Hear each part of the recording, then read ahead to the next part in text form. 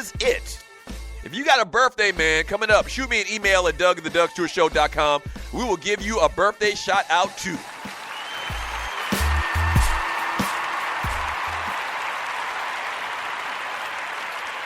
Yeah.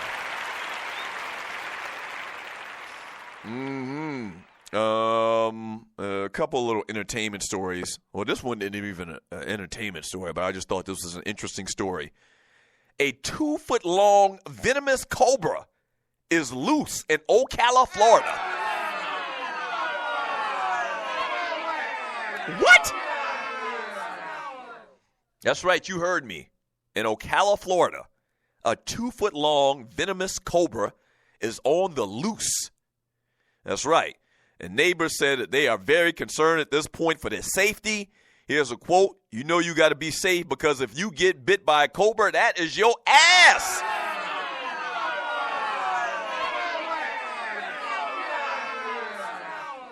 That's a direct quote from one of the neighbors there in Ocala, Florida.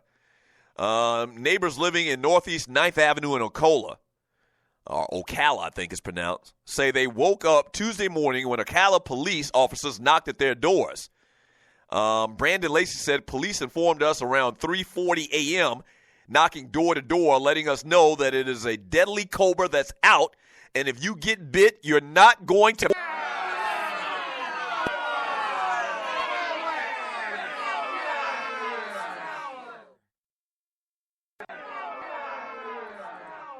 Florida Fish and Wildlife officials say around 11:15 Monday night, snake owner Brain Purdy called them to report his 24-inch long cobra had escaped its enclosure. Purdy has a venomous reptile permit license. CPD officers were told that Purdy's apprentice, who was trying to get his license to handle poisonous and venomous animals, was checking to see if the cobra was okay, and he lifted the top cover and the snake jumped out. What? You got to be kidding me, man. I didn't know, first of all, that it was legal to own a cobra in the United States of America. Unless you're, the zoo or something like that. So evidently, this cat is in his house, and he has some type of reptile license, and he has a live cobra that he owned, and now the cobra free. Now the cobra on them streets. Now the cobra looking to bite somebody on them streets.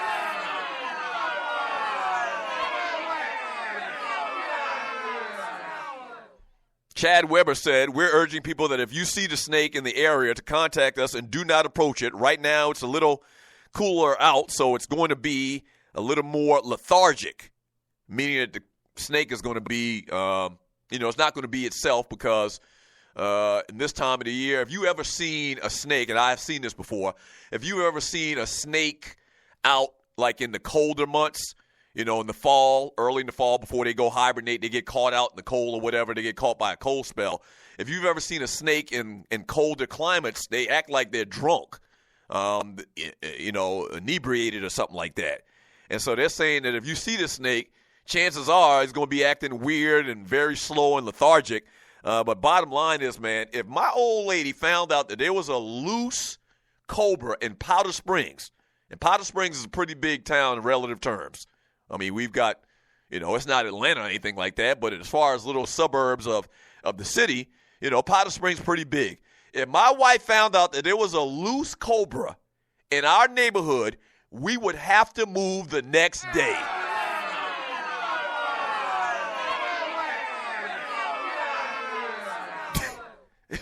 Right. We would have to move the next day. Speaking of Atlanta, man, Doris Payne has been arrested again. That's right. The 86-year-old Payne was arrested on failure to appear for a warrant at an earlier theft at Atlanta's Perimeter Mall.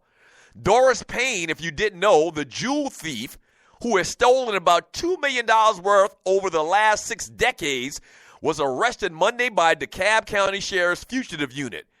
The 86-year-old was wanted on a bench warrant after missing a court date earlier this month. She told the Atlanta Journal-Constitution a few hours after missing the appearance that she's been ill. She says, I ain't running. In a phone interview, I wasn't able to make it. Payne has been open about her habits of theft, which she detailed in a documentary called The Life and Crimes of Doris Payne. If you haven't seen this documentary, you need to see it. It's on Netflix. And basically, they kind of like, it's not like real life. Obviously, she was a criminal. But this 86-year-old black lady, man, been stealing jewels for the last 50 years.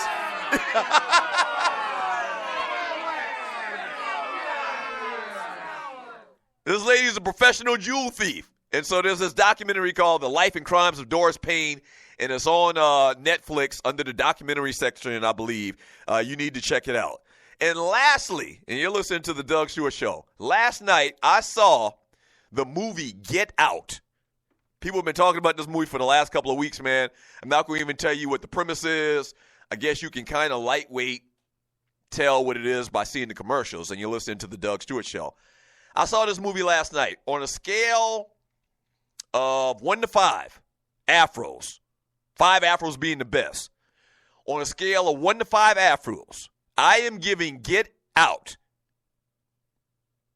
5 afros.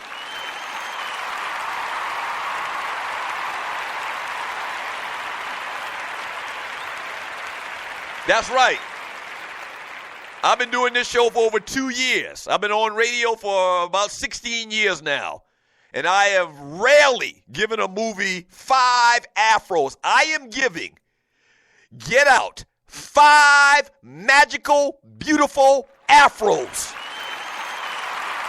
That was a good-ass movie.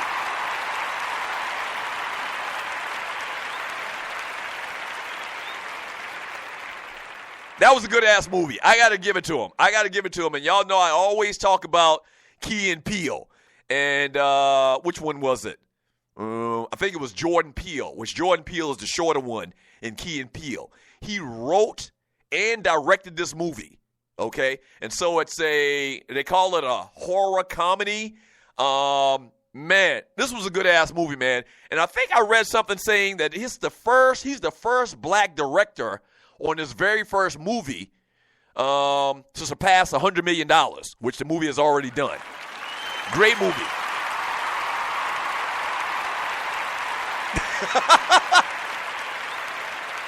Great movie. That's all I'm going to say. I'm not going to say anything more about it. It's a great movie.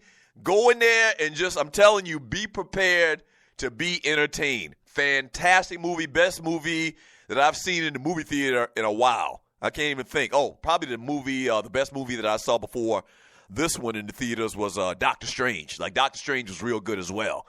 But this was a damn good movie, man. Like, the entire movie from beginning to end, like, you were captivated. Like, you wanted to make sure and pay attention to the storyline. So it starts out a tad slow. That's just because they're trying to set you up for, the rest of the movie. With any movie, they have to do that.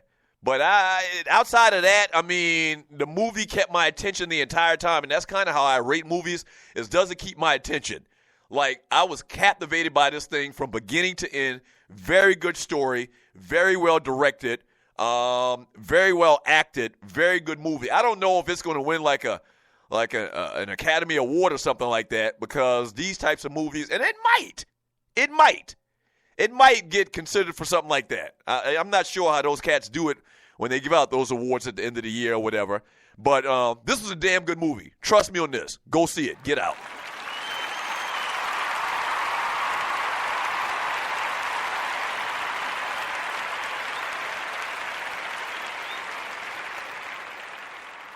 Yeah, 404-382-0338. You can also email me at Doug@theDougStewartShow.com from T-Dub in the chat room on Spreaker.com. Who I'm looking at this profile pic, man, and let me look at it one more time just to make sure that you didn't do the old, yeah, bro, you really straddling the fence on this one, but you're okay, I think. T-Dub says, thanks, Sluggo and Coach. What does he mean? What are they thinking? What are you thanking him for? From Thorny Son Switch, I think he made a valid point, DC. However, some people took it the wrong way.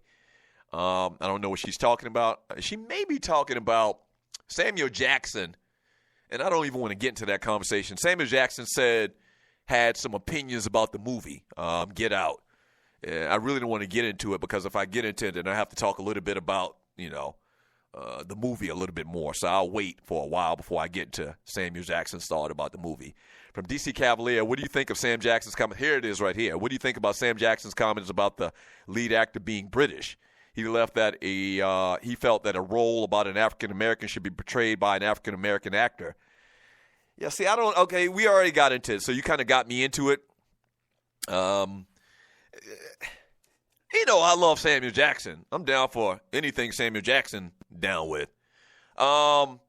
I don't know how I feel about that. I kind of got to think about that a little bit more because one of my favorite actors of all times, man, he's been put into that category.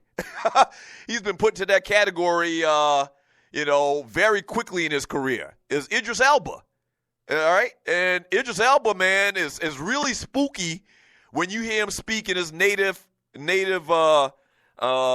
British tongue. It is. It's very spooky because my first, time seeing Idris Elba was on The Wire.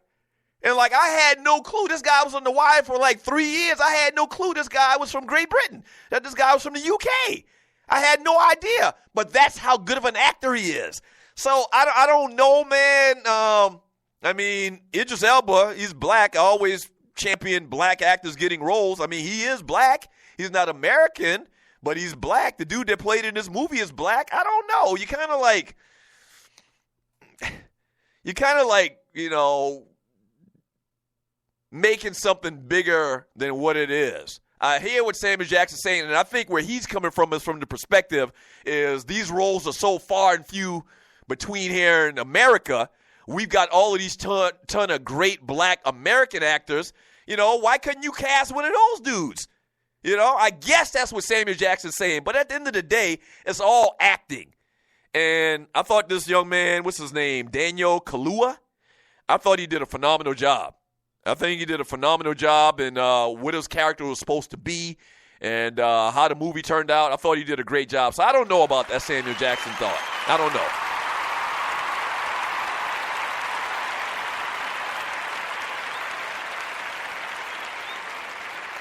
No love for MDK. If it was real life guy from the South, he would have looked at the father different after he made. Yeah, see, and I don't want to get into this conversation. I almost want to delete that comment because I don't want to ruin the movie for people that hadn't seen it yet. All right? It kind of be, kind of be compassionate for your fellow Stewies in the chat room what you say. That comment from No Love for MDK, looks like a new name in the chat room. You kind of giving the premise of the movie, so, let's wait a couple weeks before we have detailed, in-depth conversation about the movie Take It Out, or Get Out. But it's a good movie, though. I'll just say that.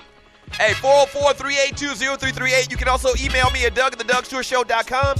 We're a little behind on our top 5 heavy-set athletes of all times, big-boned athletes of all times. We'll get to that. I'll give you number 3 on my list. You should be able to guess my top 3. I think my top 3 are can't miss. They have to be the top 3. We'll do that. And then we'll also talk a little bit more about that Manny Ramirez story Thorny attempted to talk about before I had to put hot radio land in her ass. And a little final or first 4 talk in the NCAA tournament and NIT talk. More of your chat messages. Don't forget, 1:30 p.m. today Eastern Time right here, live. Okay? Live. This is a live show that's coming on today. You'll be able to jump into the chat room. You'll be able to call the show. John Fisher Cooking with the Microwave, Patty Cake Microwave, live at 1:30 p.m. Eastern Time today on the Stewart Media and Entertainment Network. We'll be back in 3 minutes. Don't go away.